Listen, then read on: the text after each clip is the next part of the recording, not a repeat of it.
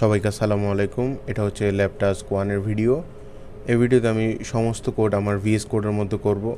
And আপনারা যারা code blocks install করছেন কোনো অসুবিধা নেই, আমাদের সব কিছু সেম থাকবে। বাট আমার এনভায়রনমেন্টটা ভিএস কোডের মধ্যে সেট আপ, আমি ওই জন্য কোড ভিএস কোডের মধ্যে করব। আপনারা জাস্ট সেম কোডটা কোড ব্লকসের মধ্যে করতে পারেন, কোনো অসুবিধা নেই। আপনারা জাস্ট কিবোর্ডের F9 কি প্রেস করে অথবা উপরে একটা অপশন থাকে বিল্ড এবং রান, ওইখানে ক্লিক করে রান করবেন আপনাদের কোড। জাস্ট এটাই হচ্ছে ডিফারেন্স। আর আপনারা যদি চান আমার মতো সেম ভিএস কোডের মধ্যে এই কোডগুলো করবেন, অর্থাৎ সি অথবা C++, তাহলে আপনারা কমেন্টে জানাতে পারেন, ওইটা নিয়ে আলাদা একটা ভিডিও করার ট্রাই করব। দেন তাহলে আমাদের এই প্রথম প্রোগ্রামটা সলভ করা যাক। আমাদের প্রথম প্রোগ্রামের কোয়েশ্চেনটা হচ্ছে write a C program to take and show different types of variable, all value must be set by user. অর্থাৎ আমাদের সি এর মধ্যে বিভিন্ন ভেরিয়েবলের মধ্যে ডেটাগুলো রাখতে হবে এবং সি এর মধ্যে অনেকগুলো ডেটা টাইপ আছে, ওগুলোর মধ্যে আমাদের ভেরিয়েবল ডেটাগুলো রাখবো এবং সকল ভ্যালুগুলো আমরা ইউজারের ইনপুট থেকে নিব। তাহলে আমরা একটা প্রথম ফোল্ডার ক্রিয়েট করে নিই। দেন এটার নাম দিব সি ল্যাবের সমস্ত সি এর কোডগুলো আমি এটার মধ্যে রাখবো। আপনাদের যদি সমস্ত কোডগুলো প্রয়োজন হয় তাও কমেন্টে জানাবেন, আপনাদের সাথে কোডগুলো শেয়ার করার চেষ্টা করব। তাহলে ফোল্ডার ক্রিয়েট করার পর এই ফোল্ডারটাকে আমরা জাস্ট আমাদের ভিএস কোডের মধ্যে ড্র্যাগ করে নিব। দেন আমাদের ফোল্ডারটা ভিএস কোডের মধ্যে ওপেন হয়ে গেল। ভিএস কোডটাকে একটু বড় করে নিই। তারপর এরকম একটা ইন্টারফেসের মধ্যে জাস্ট আমরা এখানে গিয়ে ক্রিয়েট ফাইল আইকনের মধ্যে ক্লিক করব। তাহলে আমাদের প্রথম কোয়েশ্চেনটা সলভ করার জন্য একটা সি ফাইল ক্রিয়েট করব। ওই জন্য আমরা দিই lab1.c, দেন এন্টার করলে আমাদের ফাইল ক্রিয়েট হয়ে যাবে। প্রথম আমরা বয়লার প্লেট কোডটা রেডি করব, যার কারণে প্রথম আমরা #include stdio.h আমাদের হেডার ফাইলকে ইনক্লুড করে নিলাম। তারপর এদিকে আমরা দুইভাবে করতে পারি, একটা হচ্ছে মেইন ফাংশন ইউজ করে, আরটা হচ্ছে ভয়েড ফাংশন ইউজ করে। দোনোটাই করা যাবে, কোনোটা ভুল না। সির কোড লেখার ক্ষেত্রে বেশিরভাগই মেইন ফাংশনটা ইউজ করা হয়, ওই জন্য আমরা মেইন ফাংশনটা ইউজ করব। দেন মেইন ফাংশন যদি ইউজ করি তার মধ্যে একটা রিটার্ন কিওয়ার্ড ইউজ করতে হবে।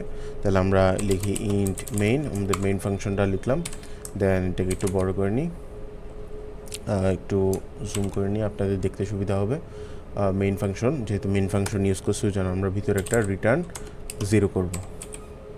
তাহলে এটা তো হচ্ছে আমাদের মেইন বয়লার প্লেট কোড, যেটা সি প্রোগ্রাম রান করার জন্য আমাদের প্রয়োজন। দেন গিয়ে এখন আমরা আমাদের প্রথম প্রোগ্রামটা সলভ করব। প্রথম প্রোগ্রামটা সলভ করার জন্য আমাদের বিভিন্ন ধরনের ডেটা টাইপের ভেরিয়েবলগুলো প্রথমে ডিক্লেয়ার করব, দেন তারপর গিয়ে ইউজার থেকে ডেটাটা নিব। তাহলে আমরা এখানে উপরের সেকশনে আমরা বিভিন্ন ধরনের ডেটা টাইপের ভেরিয়েবলগুলো ডিক্লেয়ার করব। প্রথমে আমরা ইন টাইপসের একটা ডেটা নিব, ওইটার মধ্যে আমরা একটা ইউজারের রোলকে স্টোর করব। দেন পরবর্তী ফ্লোট টাইপসের একটা ডেটা নিব, ওইটার মধ্যে আমরা ইউজারের জিপিএকে স্টোর করব। দেন তারপর একটা ডাবল টাইপসের ডেটা নিব, ওইটার মধ্যে গিয়ে ওই ইউজারকে কোন প্রাইস দিব তার প্রাইসটা সেট করব। দেন একটা ক্যারেক্টার টাইপসের ডেটা নিব, ওইটার মধ্যে তার গ্রেডটাকে সেট করব। তাহলে এখানের মধ্যে ইন্ট আমাদের একটা পূর্ণ সংখ্যাকে স্টোর করতে সাহায্য করবে। দেন ফ্লোট আমাদের একটা দশমিক সংখ্যাকে স্টোর করতে, সেমভাবে ডাবল আমাদের একটা বড় সাইজের দশমিক সংখ্যাকে, এবং ক্যার আমাদের গ্রেড টাইপসের অর্থাৎ আমাদের কোনো ক্যারেক্টার টাইপসের লেটারকে স্টোর করতে সাহায্য করবে। এগুলো ছাড়াও সির মধ্যে আরও অনেক ধরনের ডেটা টাইপ আছে, বাট আপনাদের ইনিশিয়াল ফেজে এগুলো জানলেই হবে এবং এটার মাধ্যমে এই প্রোগ্রামটা সলভ করলে হবে। তারপর আমরা ডিক্লেয়ার করার পর আমরা গিয়ে প্রথম ইউজার থেকে এই ডেটাগুলো ইনপুট নিব এবং ওই ওয়াইজ ইনপুট নিয়ে পরবর্তী সবগুলো একসাথে আউটপুট দেখাবো। তাহলে ইউজার থেকে ইনপুট নেওয়ার জন্য যে আমরা ইউজার থেকে কী ইনপুট চাচ্ছি তার জন্য আমাদের প্রথম একটি printf দিয়ে ইউজারকে বলবো আমাদের এই ডেটাটা দেন। তাহলে ইউজারকে কোনো কিছু শো করার জন্য আমরা printf ফাংশন ইউজ করব, ওই জন্য লিখব printf। দেন printf ফাংশনের মধ্যে লিখব এন্টার ইউর রোল। দেন ইউজারকে এটা দেখাবে। আর সির ক্ষেত্রে একটা জিনিস অলওয়েজ মনে রাখবেন, প্রতিটা স্টেটমেন্ট শেষ হওয়ার পর অলওয়েজ একটা সেমিকোলন ইউজ করবেন, তা না হলে আপনার কোডে এটাও দেখাতে পারে। তাহলে আমরা ইউজারকে এটা দেখাবো। দেন এটা দেখানোর পর ইউজার থেকে যে ডেটাটা নিব ওটা রোলের মধ্যে গিয়ে স্টোর করব। তাহলে ইউজার থেকে ডেটা নেওয়ার জন্য যে ফাংশনটা ইউজ করা হয় ওটা হচ্ছে scanf। দেন scanf দিয়ে আমরা তার ডেটাটা নিব। যেহেতু এটা একটা ইন্টিজার টাইপসের ডেটা নিব, প্রথম ডেটাটা রোল ডেটাটা ওই জন্য আমরা ইন্টিজার টাইপসের ডেটার জন্য %d দিব। দেন ওটাকে আমরা স্টোর করব হচ্ছে রোলের মধ্যে। তাহলে এটার মাধ্যমে আমরা আমাদের প্রথম রোল ডেটাকে নিতে পারবো। এই প্রোগ্রামটা রান করে দেখি। আপনারা যারা কোড ব্লকসে করবেন তারা জাস্ট F9 ক্লিক করলে হবে, অথবা বিল্ড এবং রান অপশনে গিয়ে ক্লিক করলে হবে। যেহেতু আমার এটা VS কোডের সেট আপ, ওই জন্য আমি এখানে রান করে আপনাদের দেখাবো। তাহলে আমরা আমাদের কোডকে প্রথমে রান করি। কোড রান করার পর আমাদের এখানে এরর চলে আসছে, বিকজ আমাদের এখানে ইনক্লুড করতে হবে হচ্ছে stdio.h ফাইলকে, বাট আমরা অন্য একটা ফাইলকে ইনক্লুড করে ফেলছি। সো আমাদের এই জায়গাটা একটু ঠিক করতে হবে, stdio.h। দেন এখন যদি আমরা রান করি, তাহলে রান, দেন আমাদের কোডটা রান হয়ে গেছে, বাট এটার আউটপুটটা আমাদের টার্মিনালে গিয়ে চেক করতে হবে। ওই জন্য ls /lab1 দেন এন্টার। তাহলে প্রথম আমাদের প্রিন্টের ফাংশনের জন্য চলে আসলো এন্টার ইউর রোল। তাহলে আমি সাপোজ আমার রোল দিই 23, যদি এন্টার দিই তাহলে আমার রোল আউটপুট দেখাচ্ছে না, বাট ইনপুটটা নিয়ে নিছে। তাহলে আমার রোলটা যদি আউটপুট দেখাই প্রিন্ট এফ, তাহলে ইউর রোল ইজ, তাহলে আমার রোলটা দেখাবো, যেহেতু ইন্টিজার টাইপসের ডেটা ওই জন্য %d দিয়ে দেখাবো। এখানের মধ্যে বসবো আমার রোলটা, স্টেটমেন্ট শেষ, সেমিকোলন। দেন এটা আমরা আবার কম্পাইল করব, lab1, দেন আমার রোল হচ্ছে 23, দেন এন্টার। দেখাচ্ছে না বিকজ এটা রিসেট করে রান করতে হবে। আর যারা কোড ব্লকস আছেন কোনো অসুবিধা নেই, তারা জাস্ট সেভ করে দেন বিল্ড এবং রানে ক্লিক করলে হবে।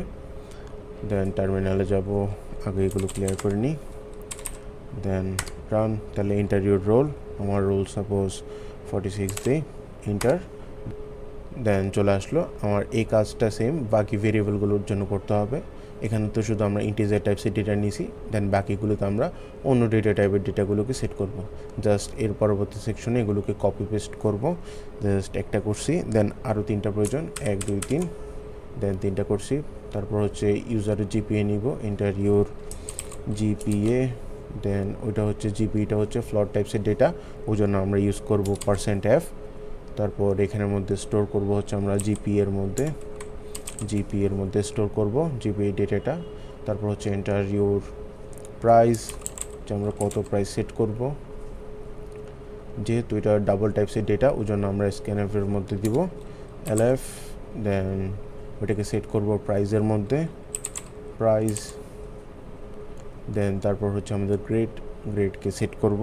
প্রথমে ইউজারকে বলবো যে তোমার গ্রেডটা দাও, দেন গ্রেডটা নিব হচ্ছে ক্যারেক্টার টাইপসের ডেটার মধ্যে, ওই জন্য আমাদের এখানে হবে %c। এখানে একটা বিষয় লক্ষ্য করবেন, এখানে অলওয়েজ scanf দেওয়ার পর %এর আগে একটা স্পেস দিবেন, যার কারণে এটা যদি না দেন এটা আপনার পরবর্তী লাইনকে ইগনোর করবে না। ওই জন্য এই জিনিসটা অলওয়েজ খেয়াল রাখবেন, ক্যারেক্টার টাইপসের ডেটার আগে একটা স্পেস দিবেন। দেন রোলের জায়গায় আমরা এখানে স্টোর করব হচ্ছে ইউজারের গ্রেড।